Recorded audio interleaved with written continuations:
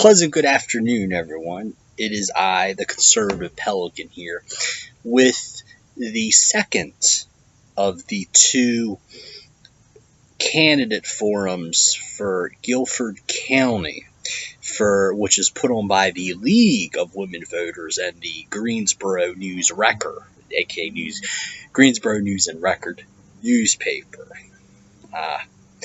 Now, before I begin my discussion of the candidate forum that took place on Tuesday, October 16th, let me go ahead and, there's an interesting backstory that I have to tell you all about.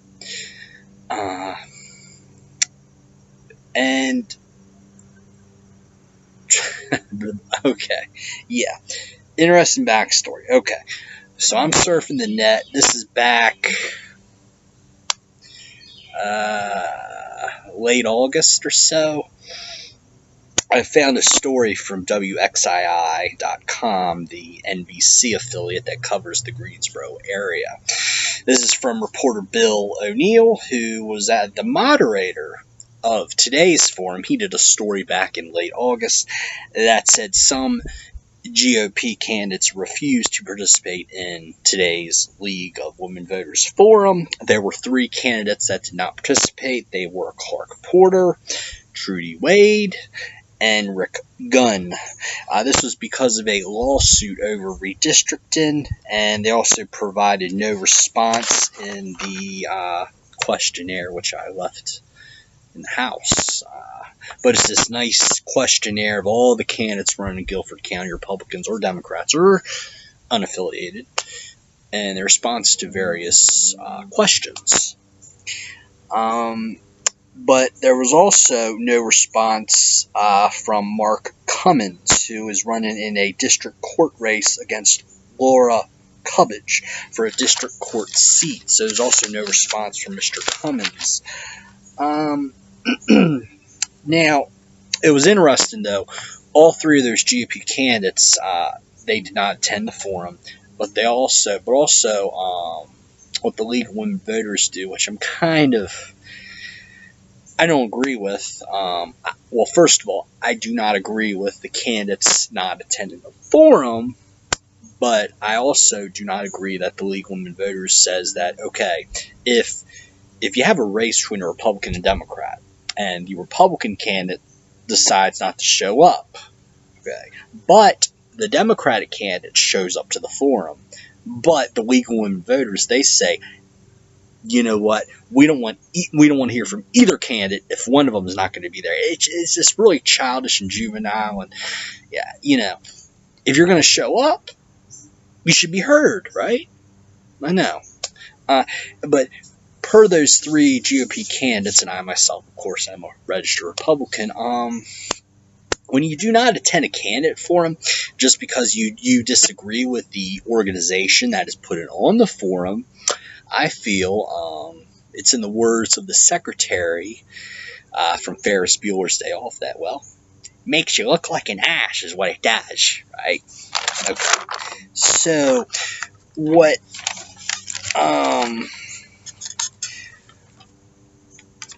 what we went into now was they did a very brief presentation of the constitutional amendments. And basically they said that the Piedmont Triad chapter of the League of Women Voters is neutral on the constitutional amendments.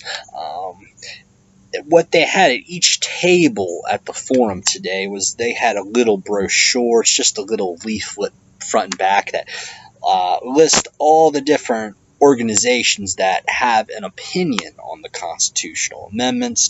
They are, of course, the League of Women Voters of North Carolina, Democracy North Carolina, the NCGOP, the NCDP, aka Democratic Socialist Party, as well as the Raleigh News and Observer, aka News and Disturber. Any questions?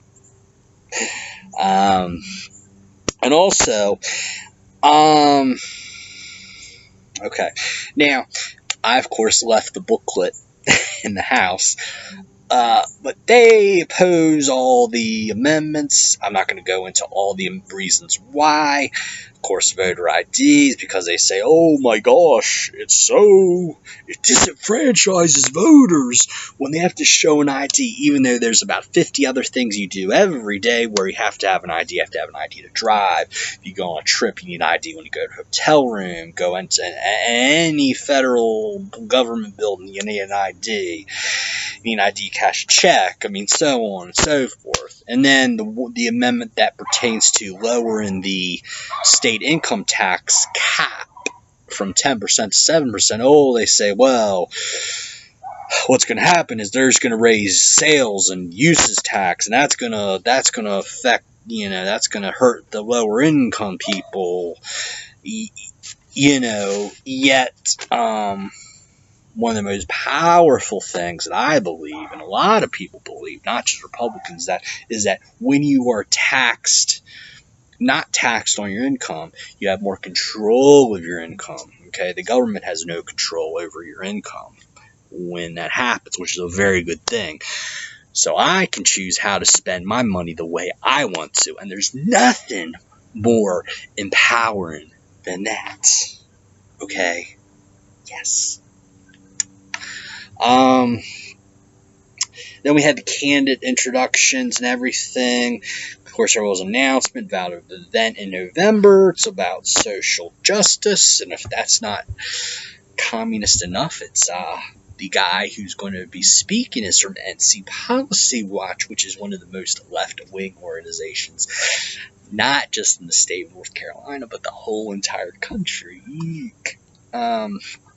Okay, so, and also, have to give a point of personal privilege here to our friend down in High Point who's running for a, believe it's a state house seat, Kurt Collins. He was not able to attend today's candidate forum, so his opponent, Cecil Brockman, did not speak either, but the chairwoman of the League of Women Voters said that apparently he had a work conflict. If that's the case, Kurt, okay.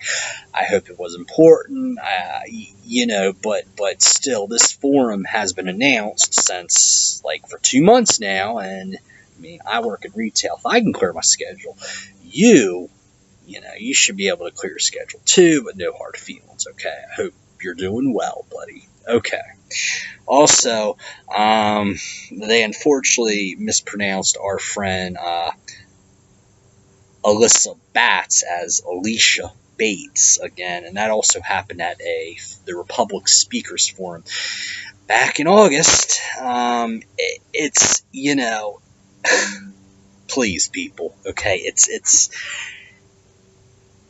the name is pronounced the way it looks, okay? It's Alyssa Batts. There's no E in Batts, and there's no C in Alyssa. Got it? Good. Okay. Moving on now. This forum today was thankfully a little bit longer than the train wreck we had last week. The train wreck last week was 34 minutes.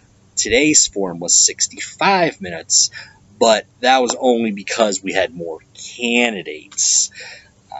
They still use the really lame, you get 2 questions, grab bag on any political issue, and then you get a third and final question, which is what differences do you have from your opponent? Okay. First one is Jerry Tillman versus Bill McCaskill, who is running for the state Senate down in Randolph County. The first question was, what are your priorities for rebuilding North Carolina after Hurricane Florence and Michael hit?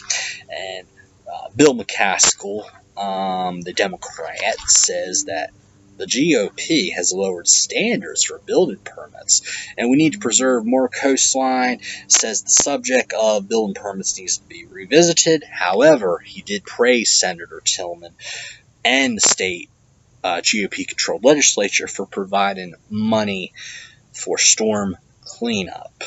And I will also say I kind of sort of agree with McCaskill that we do need to preserve more coastline. I mean, look at Wilmington. Look at how overdeveloped and plagued with traffic congestion it has become over the last 20 years or so. Then Mr. Tillman says that the legislature has put an additional $800 million from the rainy day fund, as well as $65 million that was transferred from the transportation fund to rebuild the roads that were damaged by Hurricanes Florence and Michael. As well as they got $260 million in federal aid that is a match. In other words, North Carolina said we're going to take $260 million and use that for hurricane relief in the state. The government came by and matched the 260 as well. He says also, that Senator Tillman also said that not only do people's homes need to be rebuilt as well as the infrastructure, but schools, colleges, universities all over North Carolina need to be repaired as well. He did praise Governor Cooper and the legislature for coming together to getting the hurricane relief legislation passed.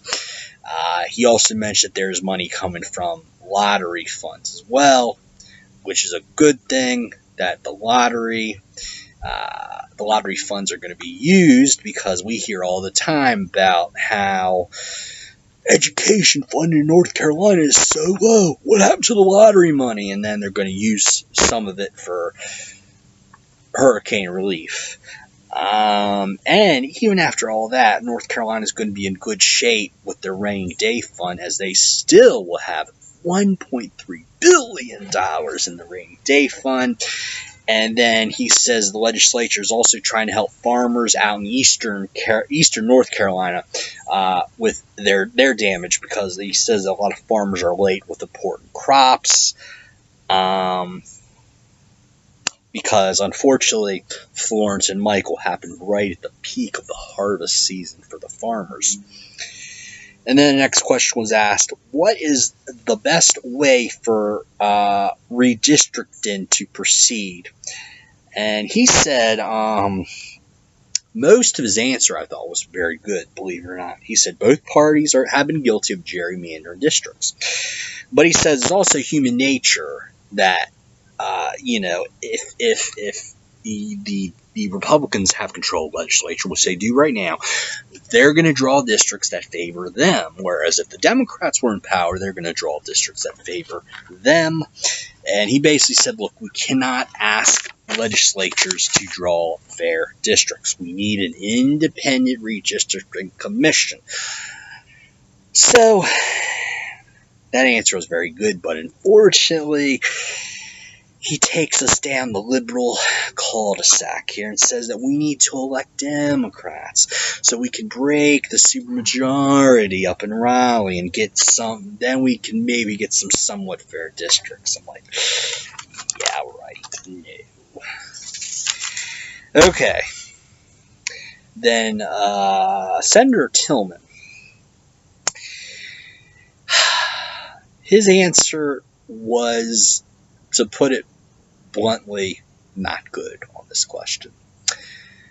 How horrible was his answer, you say? Well, there was a lot of ahs and laughter from the audience when he talked about his thoughts on redistricting. He said, the way we do it now is the best way. And of course, pretty much the majority of people there, they went, and they laughed and giggled, and but he did have one valid point. That's when the Democrats controlled the state for 140 years, they did it their way and they gerrymandered big time. And then he said partisan elections are what the Constitution calls for. I could really get in deeper into that, but I'm like, this video would probably be 3 hours long. Okay. McCaskill then he answered the golden question of the day, which is, what are your differences with your opponent? Well, he on this answer, unfortunately, he talks more like a liberal socialist Democrat, not a conservative moderate one, because he says that he would not vote to reduce the income tax, and he would not vote to raise the offset in sales taxes. He also would not repeal environmental regulations, because we know the Democrats are just so beholden to the environment they could care less about you, the people. Okay. And then he said, and this one is always one that just really bugs me. He says, we have to restore North Carolina's reputation. We used to be the most progressive southern state. We used to be the most overtaxed, most overregulated, most fiscally bankrupt state in the entire Southeast, and we want to go back so bad, right? So he tries to say that we want to go back to all that, right? Jeez. Okay, Senator Tillman. 18 years experience as a legislature, and he was ranked 5th out of the 50 senators, 5th in effectiveness as a senator in North Carolina. And he did write the tax laws so that people could see their paychecks grow as we reduce the income tax rate. He's also the majority whip. He rounds up the votes and gets, the people in line so they can vote on legislation. And he also brought back $8 million for economic development in Randolph County. And he attacks McCaskill very fairly, I might add, by saying that McCaskill just admitted that he would not cut taxes. And he also said that North Carolina has been just ranked like the number one economy in the country by Forbes magazine. And he also says that we have more jobs than people here to work them in North Carolina. And keep in mind, Tillman said that back in 2011, after the Republicans took over the legislature for the first time in 140 years, they lowered the sales tax rate from what was the rate? 5.75 down to 4.75, and then most counties add 2%. So here in Guilford County, we pay 6.75%. And then, but I believe if you go just west of here, you pay an extra 0.25%. It's like 7% in Forsyth. And I think the max rate is like 7.5 or 8%, and that's in like Mecklenburg, Durham, and Wake County, the big liberal counties. Okay. But it also says that businesses are now building, and get this, the Republicans have taken 13,000 regulations off the books. Okay. Next, have the House 57 race. Remember, this district, it's very gerrymandered. Goes from the east part of Greensboro, very Democrat-friendly, across into the more affluent section of central and the western portion of Greensboro, into the much more Republican-friendly area. Okay. And he was facing off against Ashley Clemens, a Democrat. And let's see, the first question asked is, what is the biggest healthcare issue facing North Carolina? Clemens responded that we need access to affordable health care. Okay, fair enough, I agree with that. But then she goes right down to her liberal rabbit hole. It says we need to expand Medicaid. We say it's going to help 17,000 people in Guilford County. And then you think about what the population of Guilford is. It's like over 500,000. So it's like, really? Okay. No. And it says it's going to bring millions of dollars back to North Carolina. Maybe, but you, me, June, Jane, Rick, and Lois that live down the street, all the taxpayers are going to be on the hook for, I believe it's going to be like a, what was it, $72 billion or $1 trillion. If the Democrats get control of the legislature again, they're going to go to single payer and expand Medicaid, and everybody's going to be on the hook for that amount. And our fiscal health is going to be so jeopardized if that happens, and taxes are going to go. Woo! Remember 8% sales tax?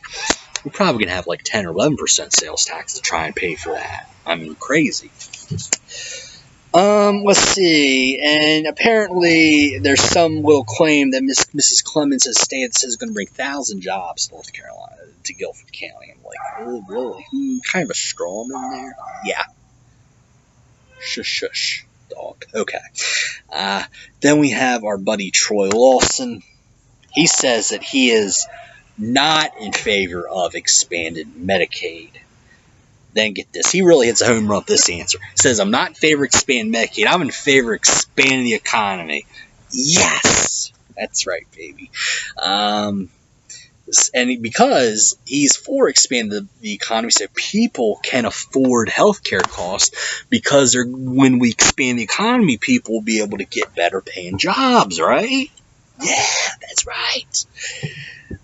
But it should be known, the one little quibble off the record here says that both candidates, they actually said they want to expand Medicare.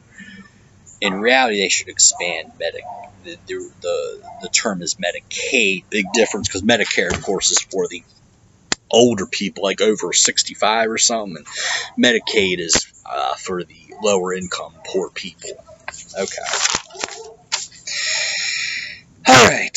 Fair elections in North Carolina. Clements said they need to be nonpartisan. No one voice is greater than another, and the amount of money in politics is a concern.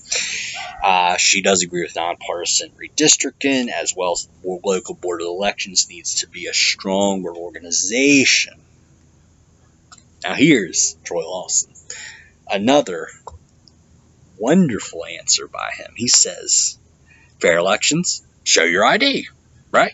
Simple as that, right? And of course, we got a few moans and groans. Oh, it's so horrible to show an ID. Look, I tell you something. A couple weeks after I moved here, I went over to Harris Teeter to get their VIC card. You know, your card that you scan all the time, get all the discounts on the groceries, everything. Well, you know what they asked me for? An ID, a photo ID, a driver's license to get a VIC card. I mean, really? Yeah, you need an ID to buy groceries. Okay, no problem. So why shouldn't it be an issue to get an ID to vote? Because Democrats, they like to cheat.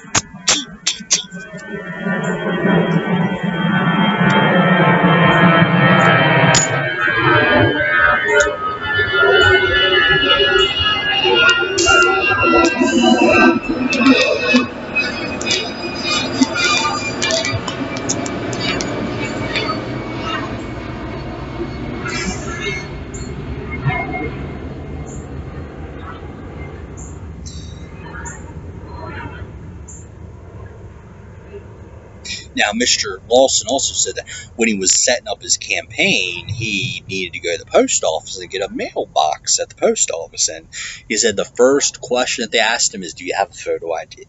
Just so y'all know, okay? Let's see. And he said that, you know what? If people cannot afford to get a photo ID, I think it's like 10 or 20 bucks, but still, if you can't afford that, still, if that's a hardship for you, Troy Lawson says he's in favor of the state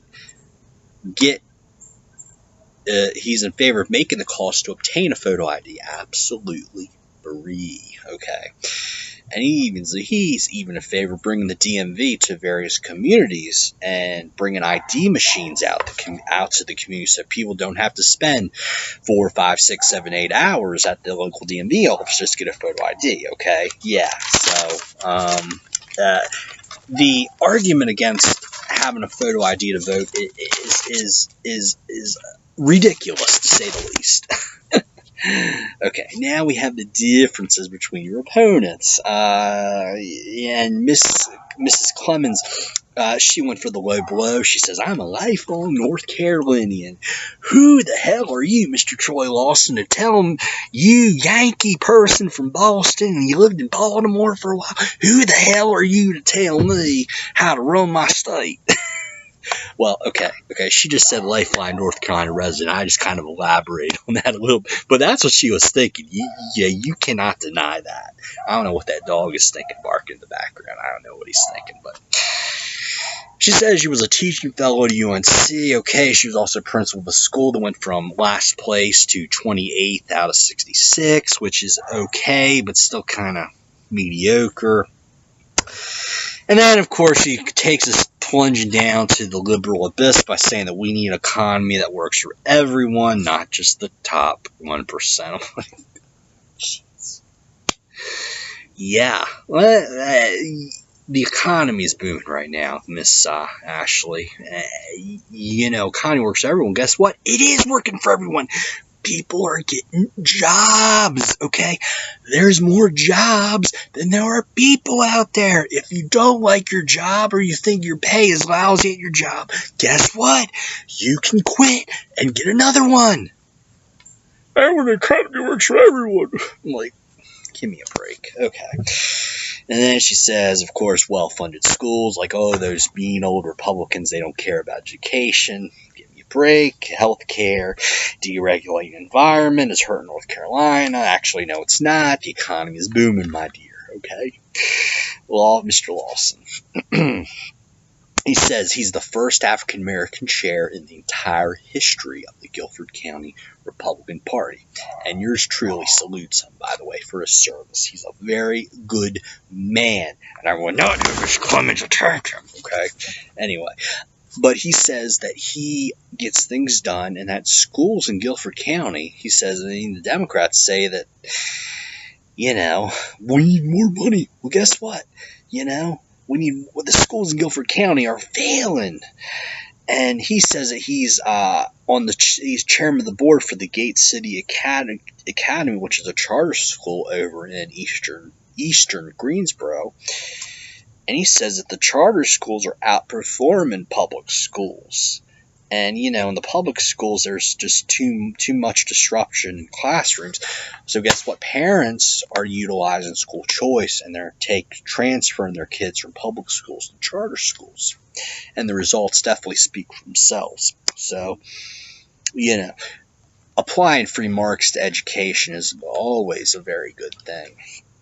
But he says that if elected, he will support all forms of education, not just private and charter schools, but public schools as well. Okay. Now we have John Hardister and Mr. Busini. First question of that from Mr. McNeil, the moderator, was, teachers can make on average $10,000 more if they teach in Virginia or South Carolina as opposed to North Carolina. How can the North Carolina legislature close that gap, I guess, was his question. And Mr. Busini says that teacher pay indicates a lack of respect, and that 8% in North Carolina, the teacher attrition rate, 8% of teachers are leaving every day. I wish you would, these politicians, both the Democrats and Republicans, please, can y'all try to cite your sources, okay? Because that seems every day 8%. That seems a little high. And then, of course, he goes into, we shouldn't cut taxes for the wealthy, and schools are not supposed to be run like a business. They're not supposed to turn a profit. Okay, and there's a bunch of other liberal claptrap. Okay, John Hardister, the good Republican, says the goal should be highest paid in the USA. And teacher pay was ranked 45th in the nation.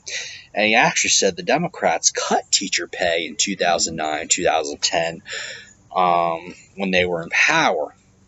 And he said that under Republican control over the last 5 years, teachers have got, on average, get this. This is a nice big number for a raise. 19% increase in teacher pay. Is that good or what? I mean, wow. Yeah, I mean, I wish I get 90% raise in my job. Wow. Yeah. He says that the teacher pay is now somewhere in the lower 30s. Of course, remember, cost of living in North Carolina is traditionally lower than the national average. So always remember cost of living when you look at teacher pay. You know, you're not, teachers are probably not for a long time going to ever average 100,000 in North Carolina. Because cost of living is so low. But if you go to Massachusetts or California or one of those states, 100,000, that is more realistic. And he also want to say he's been endorsed by the State Employees Union of North Carolina too. Okay. Future elections. The Democrat Busini, I wonder if he's related to Buccini, the opera. Is it the opera singer or the pasta company? I don't know. But Mr. Busini says he is a software engineer, and he says that registering to vote should be as easy as logging on to Facebook. Yes and no. With electronic vote, I do worry a little bit about fraud concerns, but actually voting online, I'm not in favor. But if somebody wants to actually register to vote from a computer and they're from out of state, then yeah, they should be able to take a picture with their smartphone camera and be able to email those documents to the Board of Elections to get registered to vote that way, as opposed to, driving 15, 20 minutes downtown Greensboro and then, spending our 30 minutes trying to find a place to park and going way up to the 10th floor of the parking deck to park, because that's what I do to register to vote. But fortunately, I didn't have to pay to park because the first hour is free, which is a good thing. But still, it took a while, though, driving downtown from Northwest Greensboro and then having to, go another 20 minutes up to the very top of a 10-story building to find a parking space. Then he said there should be no barriers for voting. To me, that means that he, of course, is another one of these people who think that, 19 to vote is so terrible. But he does support the independent redistricting. And he says that he's for getting money out of politics. And then he says gerrymander is horrible. And he says that, he's been told by Democrats and Republicans that my vote doesn't matter. Hardister said that we need more people to vote, and he has worked on a bipartisan bill with Cecil Brockman, who's a Democrat representing the High Point area in the state legislature, to get more civic education in public schools. So I want to salute John Hardister as well as Cecil Brockman for that good, very good piece of legislation there. Differences with your opponent. Mr. Buccini says that he is running on his opponent's record because he accused John Hardister of attacking him and linking him to political leaders out in California. And he said John Hardister is taking corporate PAC money as well. Buccini says that he is not a career politician and he was never an intern for a congressman. Didn't mention what congressman, but I don't know. Okay. He's been endorsed by all the favorite lust of the left, the labor union, the education union, the environmentalist. But he says he's for working families and not special interest. And so John Hardister, when he did his differences, he said that his opponent is a nice guy and that he has never attacked Mr. Buccini personally. And he says these attack ads have been generated by the North Carolina Republican Party, and he has no control over the attack ads, as well as various Republican super PACs that are in North Carolina, as well as nationwide, too. But he says, look, People want to come to North Carolina because of the robust economic growth that has happened under the Republican leadership in the state legislature. North Carolina is now the 9th largest state in population, and they just recently passed Michigan for 9th place. Top 10 in wage growth for North Carolina, and it's FedEx, Hyco, and Honda Jet have expanded jobs in the Greensboro area, and Publix distribution center is coming within the next 2 or 3 years or so, and there's a new apprenticeship program that is just hit as well. Okay. Now let's go to probably my favorite part of the candidate forum, probably my favorite race in the whole entire area, was the race between the Democratic Socialist incumbent Pricey Harrison, aka Pricey 650 marked down from 10 Harrison, and the wonderful, articulate, eloquent Alyssa Batts. First question was about priorities after the recent hurricanes that North Carolina has experienced, and Miss Batts said that the legislature has made some hard but good decisions, and they have done a good job staying within their budget. And she said that we have a rainy day fund, and she immediately went on offense, which I love, and attacked Pricey 650 marked down from 10 Harrison, and said that Pricey voted against not just 1 or 2 budget and rainy day allowance bills, but every single budget bill. Pricey Harrison voted no. And she also voted no on the rainy day allowance bill. I mean, this Pricey Harrison, liberal. Okay. Now, of course, Pricey starts off with her little NPR spiel by saying that, we have just such great, refreshing bipartisanship in Raleigh with this recent hurricane.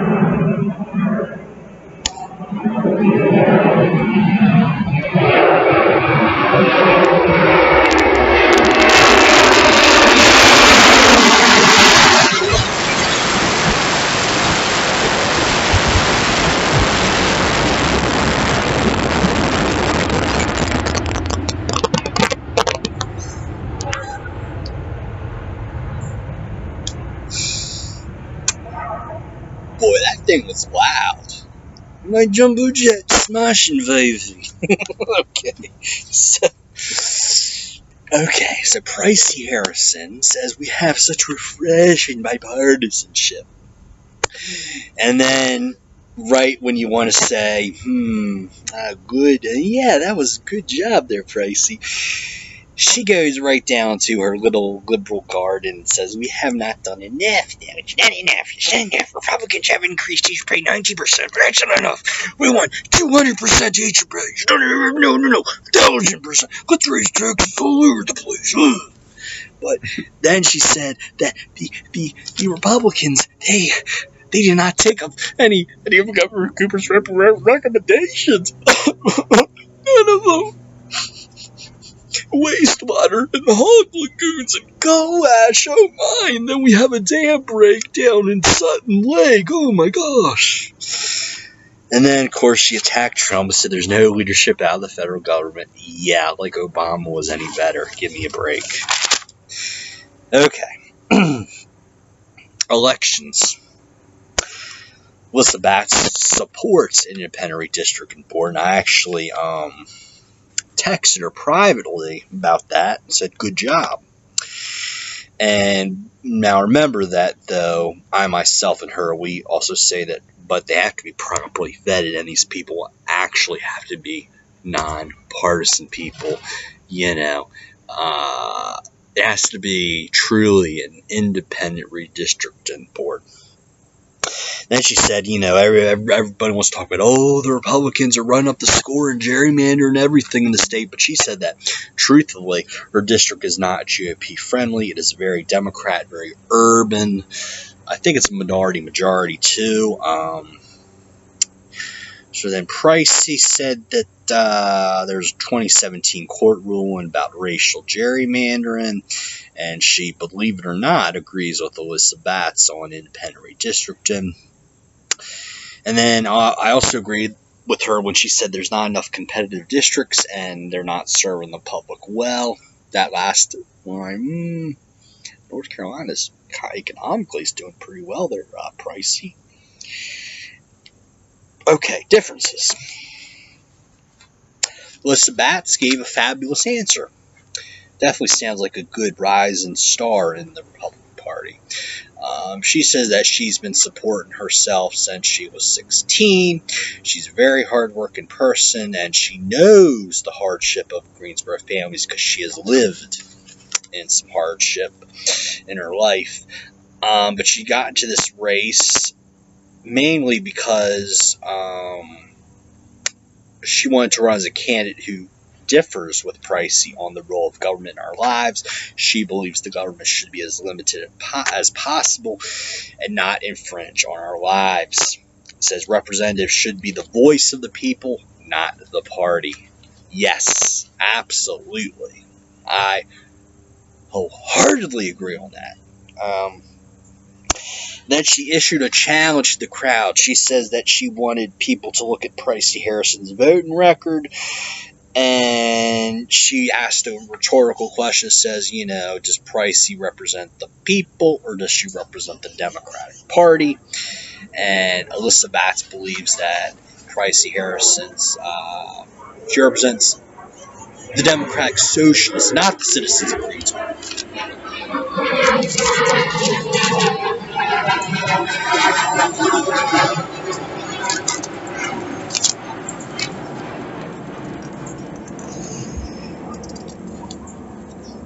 Okay.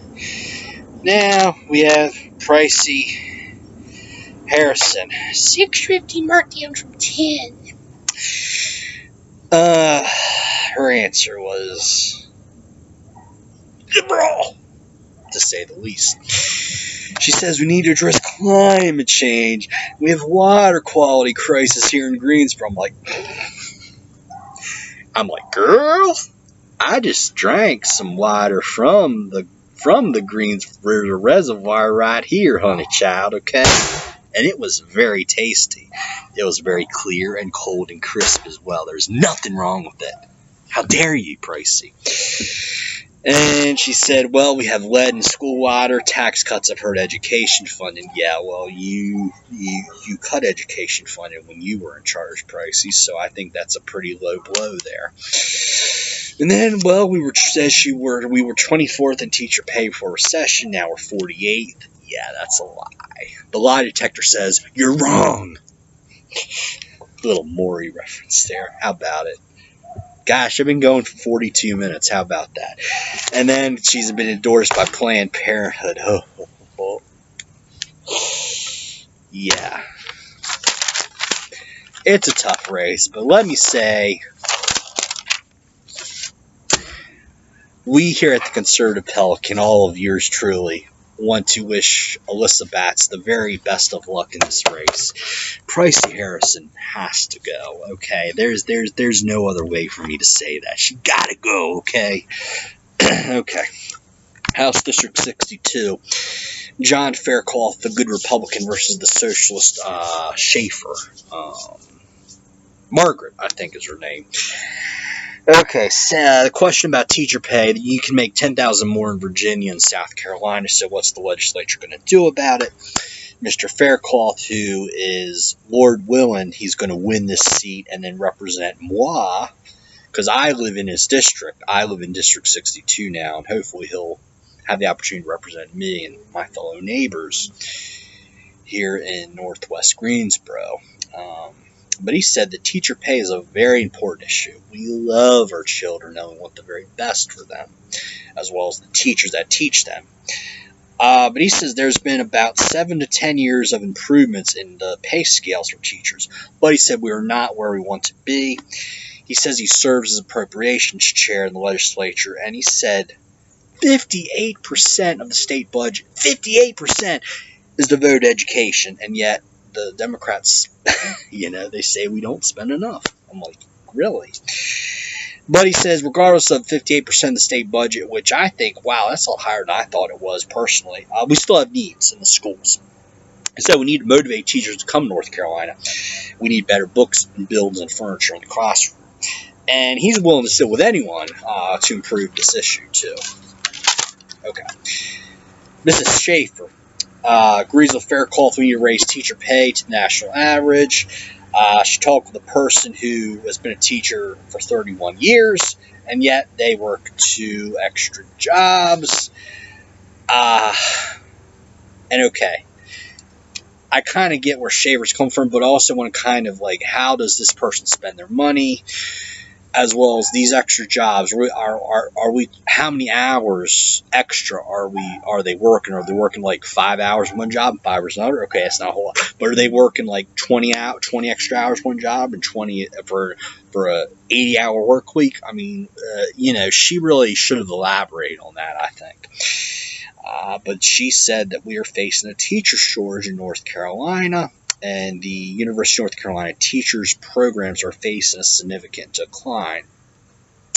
Then a question was asked on the fairness of elections. Mr. Faircloth said a redistricting commission is a good idea, but the question should be, how can we find neutral members for a districting commission? And he says that we also, maybe it's going to use technology to do the redistricting as well.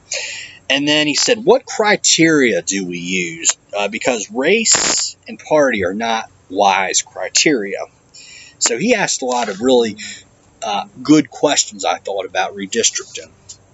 Ms. Schaefer says she supports an independent redistricting commission, and that she got to this race primarily because when she was voting in 2016, her precinct that she was voting from, she said there was no legislative candidates, state legislative candidates, that were Democrat in her district. And she says that the local board of elections should determine early voting schedules and not the state board of elections, which I agree with her on that, because obviously the local board of elections, they know the area, they know traffic concerns with the voting sites, and where the populated areas are and the not populated areas are, where the affluent parts of the town are, and the very rough crime-ridden parts are as well. Okay, differences with your opponent. Faircloth, he says he's running for his 5th term in the legislature, and he says he's committed to doing the very best job possible in all the issues, but especially the local issues in his own district. And he says that he has helped get the High Point Arts Center built, as well as a senior center down High Point as well. And he's been a law enforcement officer and has served in the military. Miss Schaefer, first-time candidate, and she, of course, said, I oppose the GOP direction. I oppose this wonderful economy. Says her mom was a high school teacher, so she has a bachelor's education. She also holds a master's degree from Duke University in healthcare administration. And says that North Carolina is 39th in pure pupil funding. I think she's a little off her rocker on that one. Says, oh my gosh, we have low teacher pay. Well, yes and no, but we also have a low cost of living, so think about that too, Mrs. Schaefer. Says she understands the healthcare system because she used to be an executive for Cone Health. She is now since retired. She wants to expand Medicaid because she wants your taxes to go sky high. That's what's going to happen, by the way. I snuck that in there. She apparently claims that it's going to create 43,000 jobs in 5 years. I'm like, yeah, right. And then, oh my gosh, she wants to take North Carolina forward, not backward. I was like, okay, well. She says, we have a thundering economy here, so let's go forward that way. Of course, Schaefer, she wants to bring back the higher taxes, the fiscal irresponsibility, and that's okay. Last but certainly not least, Peter Boykin, the Republican, run against Amos Quick, the Democrat, in House District 58. This was rescheduled from earlier in the forum because Mr. Quick was not very quick in getting to the Temple Manual where we have in the forum. He was late, okay? And when he got here, we all, the whole room said, "You're late, you're late, you're late." We sung the "You're Late" song from the movie License to Wed, which is a fabulous movie, by the way. I kid. We didn't sing or do anything like that, okay? But Mr. Boykin said that as far as fair elections, said there's lots of confusion from he's hearing from the voters of what district they're in. And he does support independent redistricting, and then gerrymandering is a bipartisan problem. Not only do Republicans do it, but Democrats are guilty as it as well. And remember that we cannot physically move people, and that the districts, you can do an independent redistricting commission, but some of the districts are not going to be competitive. They're going to depend on the people living in that district and how they vote. That's the bottom line that Mr. Boykin was saying. Okay. Mr. Quick says every Republican Democrat that was at the forum, well, he was late, so he didn't see the unfortunate answer from Mr. Tillman. But he said that some of the judicial remarks on the last redistricting case from a few weeks ago said that African American voters were targeted with surgical precision. That's what he claims. It says we must fight for free and fair elections. Differences with your opponent. Peter Boykin is not just a Republican. He's an independent, free-thinking Republican. He's not a rhino. He's not a member of the swamp. And he says he has voted. He used to be a liberal Democrat, but he's a Republican now. And he says he's going to anger people, and not just Democrats, but he's probably going to anger people in his own party too. And he says he doesn't go with the crowd, goes against the grain. Says we need more compromise, and more compromise should have been done with HB 2 to make it more understanding.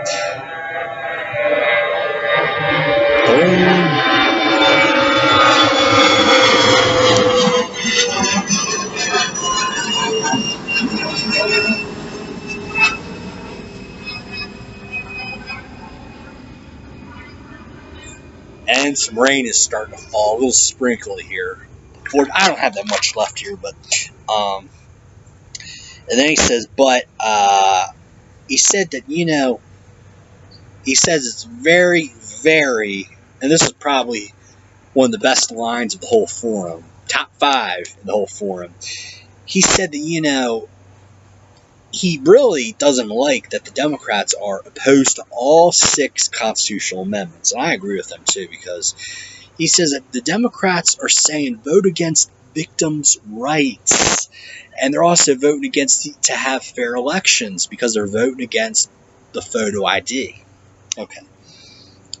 Let's see. Mr. Quick served on the school board for 12 years, from 2004 to 2016. And then,